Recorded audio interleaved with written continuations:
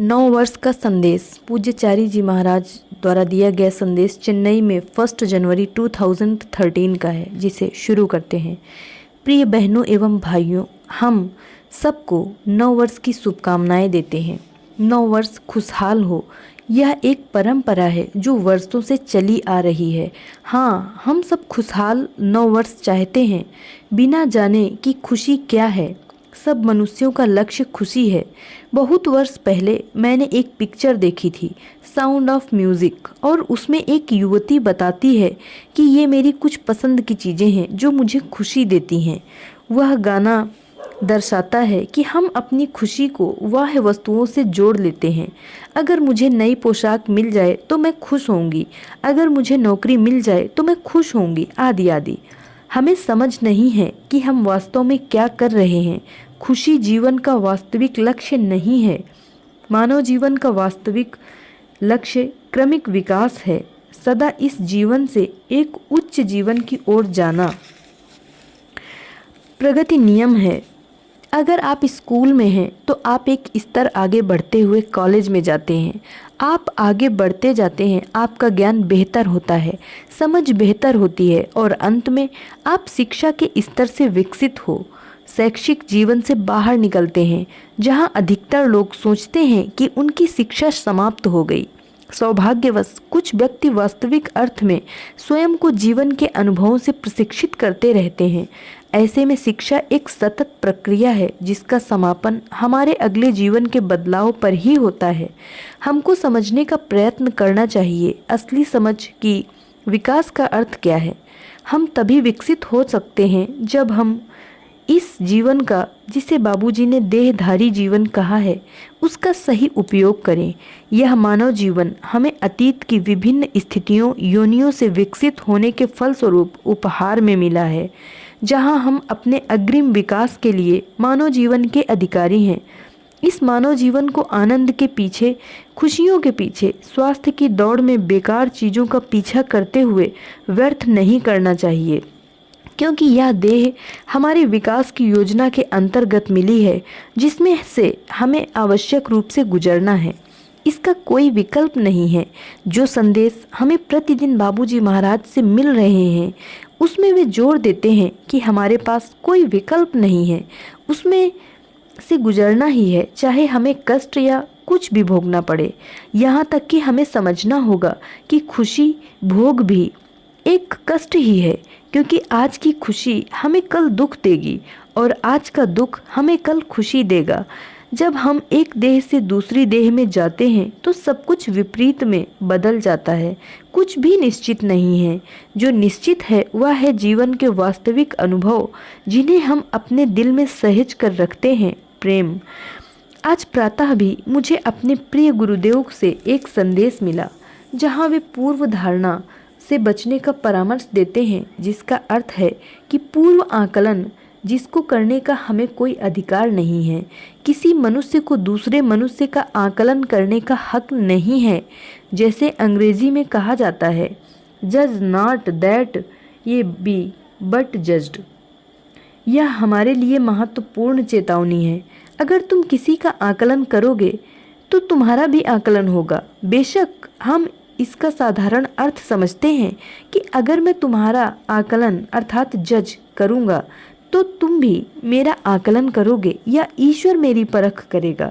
मैंने इसके ऊपर कई वर्षों तक विचार किया और इस निर्णय पर पहुंचा कि जब मैं स्वयं का मूल्यांकन करता हूं तो मैंने स्वयं को अपने निर्णय द्वारा दंडित कर दिया है। यह हमारे अंदर अपराध बोध की भावना को, पाप की भावना को जन्म देता है, जो कि हमें नैराश्य और दुख की ओर ले जाता है। हम एक व्यर्थ जीवन की तुच्छता का सोचते हैं और यह सब हमारे स्वमूल्यांकन का दुष्परिणाम है। मेरा सुझाव है कि दूसरों का मूल्यांकन करना बहुत सामान्य चीज़ है, परंतु स्वयं का मूल्यांकन जो कि हम अचेतन रूप से करते हैं, क्योंकि जब मुझे किसी चीज़ का डर है, जब मैं स्वयं की परीक्षा से डरता हूँ, तो मैं अपनी परीक्षा की तैयारी से डरता हूँ, क्योंकि मैं जानता हूँ कि मैंने तैयारी नहीं की। ऐसे में मैं स्वयं को आंकता हूँ। फिर जब परीक्षा का परिणाम आता है जो कि मेरे खिलाफ है, तो मुझे निराशा नहीं होगी, क्योंकि चेतन या अचेतन रूप से मैं जानता हूँ कि मुझे जो करना चाहिए था मैंने उसकी तैयारी नहीं की। इसलिए मुझे असफलता भी उसी हर्ष के साथ स्वीकार करनी चाहिए जितनी सफलता हो। जब हम किसी इंटरव्यू से डरते हैं, हमें मालूम होता है कि हम तैयार नहीं हैं, तो बाह्य वस्तुओं का डर एक अलग चीज़ है, परंतु जो भय घटनाओं से संबंधित है वह अलग है। जो हमें करना है वह हमें करना ही है। यह और कुछ नहीं परंतु स्वयं की पूर्व धारणा ही है। उनका भय स्वयं के मूल्यांकन के कारण है। लोग समझते नहीं कि पूर्व धारणा अपने विरुद्ध भी हो सकती है। पूर्व धारणा केवल दूसरों के प्रति ही नहीं होती, वह मूर्ख है, वह बुद्धू है, आदि आदि। हम पूरा समय अपने ऊपर भी निर्णय लेते हैं। इस कारण हम डरते हैं, घटनाओं से, परिस्थितियों से, संभावनाओं से। तो पूर्व धारणा अंत में स्वयं के प्रति डर है। मैं तैयार नहीं हूँ, मैं ईश्वर का सामना कैसे करूँगा। मैं और मेरा बेटा वार्तालाप कर रहे थे एक ईसाई संत के बारे में जो दंडित होना चाहते थे, कोड़ों से पिटना चाहते थे। यह ईसाई धर्म में एक सामान्य चीज है। हमने उन दो सुंदर चलचित्रों में से एक में देखा था स्वयं का मूल्यांकन करना। ईश्वर किसी का मूल्यांकन नहीं करता। पुनः गुरुदेव के प्रातः के संदेश पर आते हुए बाबूजी महाराज कहते हैं, मानव जीवन बहुत नाजुक व नश्वर चीज है। यह संभावनाओं से परिपूर्ण है, जो या तो छूट जाती है या जिनका दुरुपयोग होता है। दो चीजें, हम अवसर को खो देते हैं या हम उसका गलत उपयोग करते हैं। इसके द्वारा अपने विकास की संभावना को नष्ट कर देते हैं और इस प्रकार स्वयं को दंडित करते हैं कि हम पुनः उसी कक्षा में जाएं जब तक कि हम उससे पास न हो जाएं, जिसे हम पुनर्जन्म या पुनः देह धारण कहते हैं। बाबूजी आगे कहते हैं, मैं नैतिक उपदेश नहीं दे रहा। आप देखते हैं वे क्या कहते हैं। क्या यह नम्रता का प्रतीक है?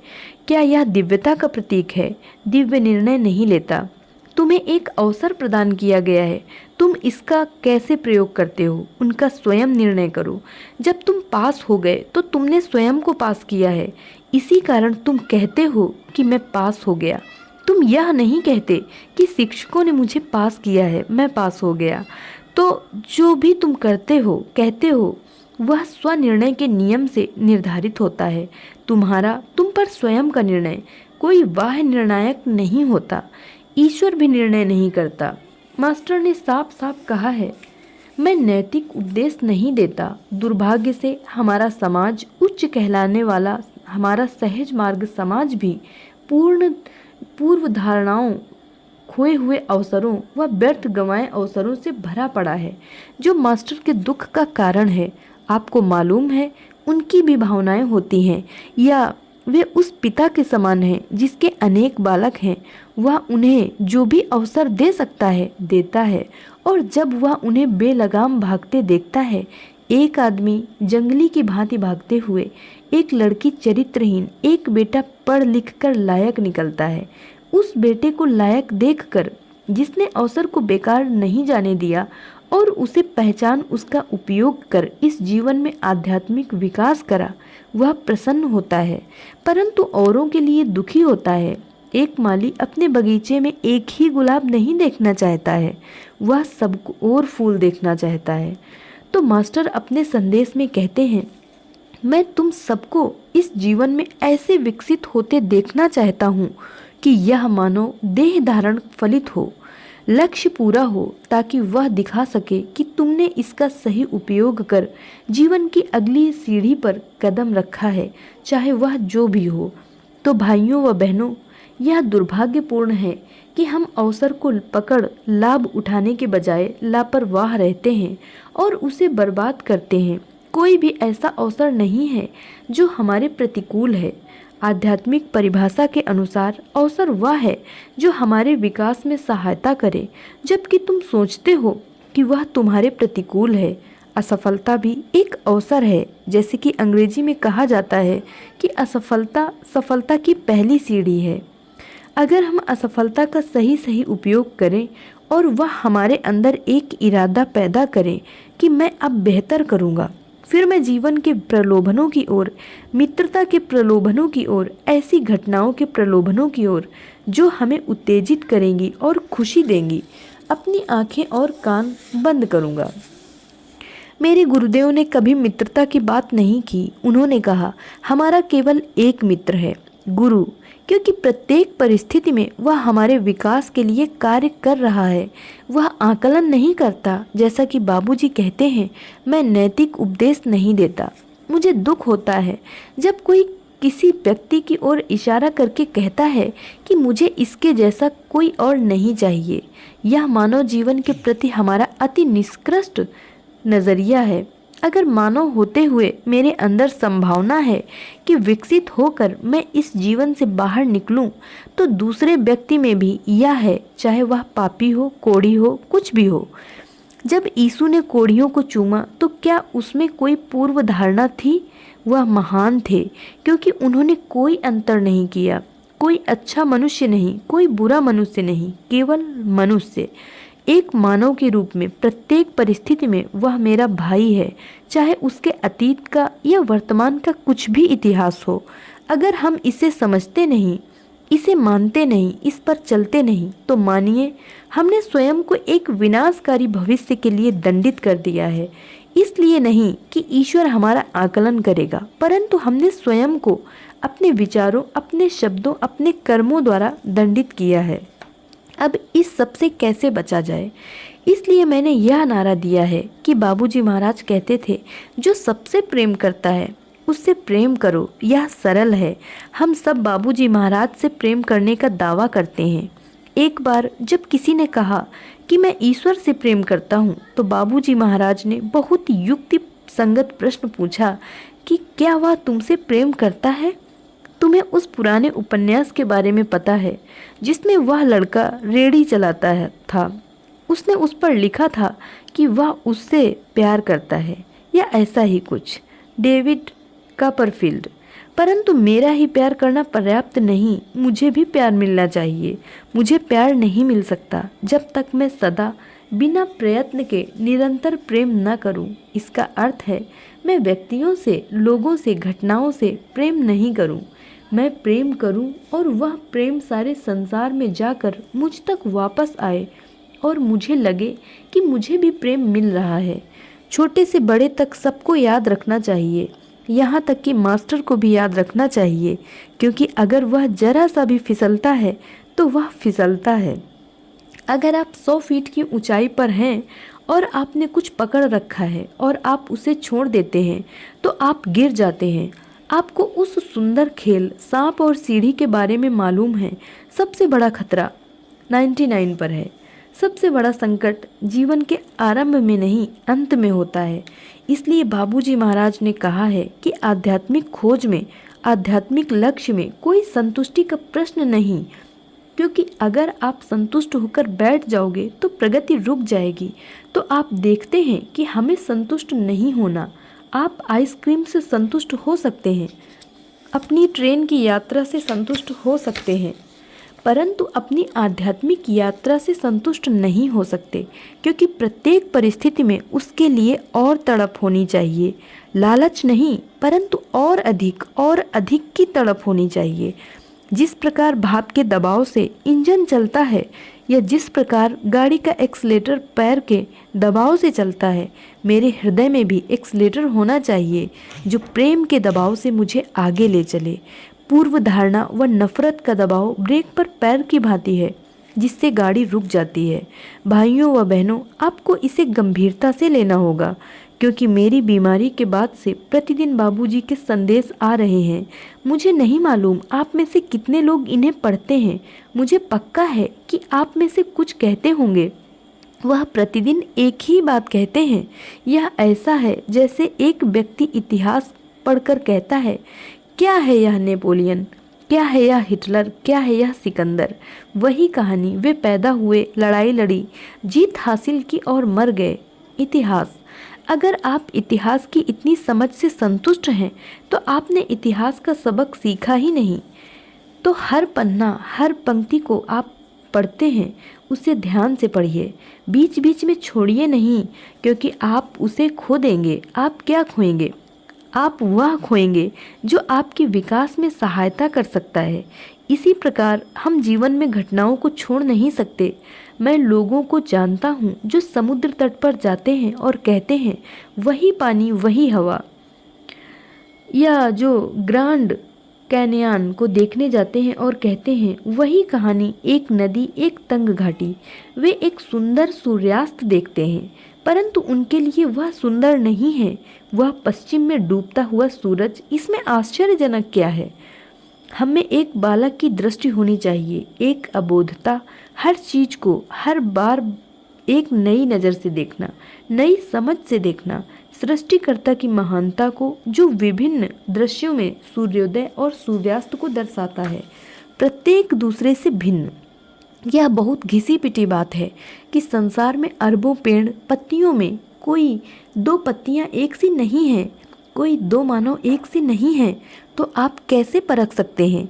अगर वे सब एक से हैं तब आप परख सकते हैं। जब कोई समानता नहीं है तो आप में परखने का ज्ञान नहीं है, समझ नहीं है।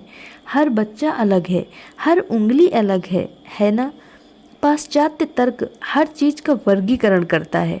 हम पूर्व में भी इसी गलती में पड़ गए हैं। मानव मानव है, स्त्रियां स्त्रियां हैं, सब एक से हैं। पुरुषों द्वारा किया गया यह एक सामान्य कथन है। सब जगह सब औरतें एक सी हैं, पुरुष भी एक से हैं। बिल्कुल नहीं, हर मानव जीवन विशिष्ट है।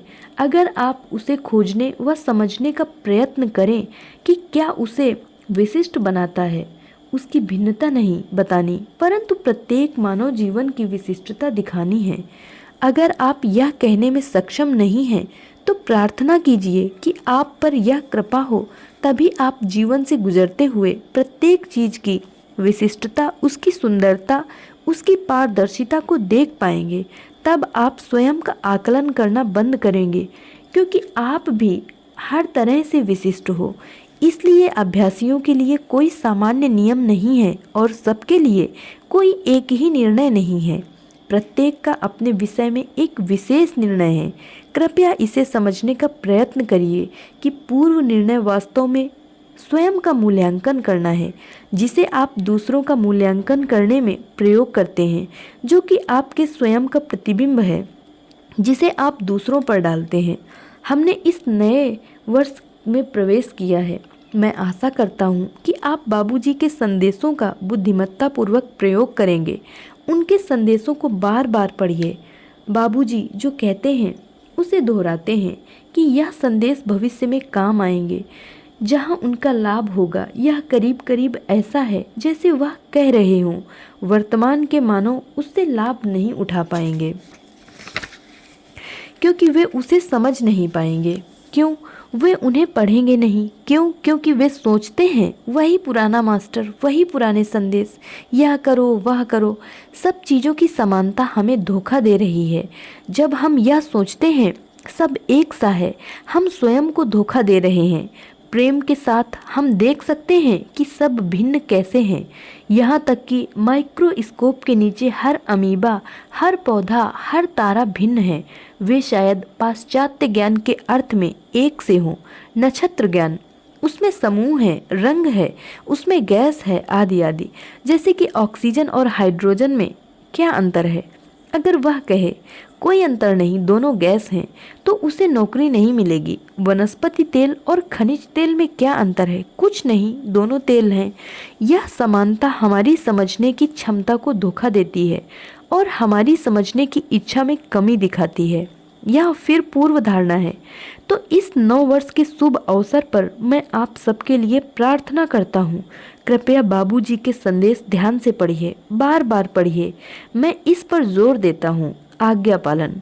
अगर तुम आज्ञा पालन करते हो तो तुम्हें किसी और चीज की आवश्यकता नहीं है। मानव स्वभाव में आज्ञा पालन वह है जिसमें तुमने समझने की आवश्यकता का समर्पण कर दिया है। प्रत्येक चीज का समर्पण एक उच्च शक्ति को कर दिया।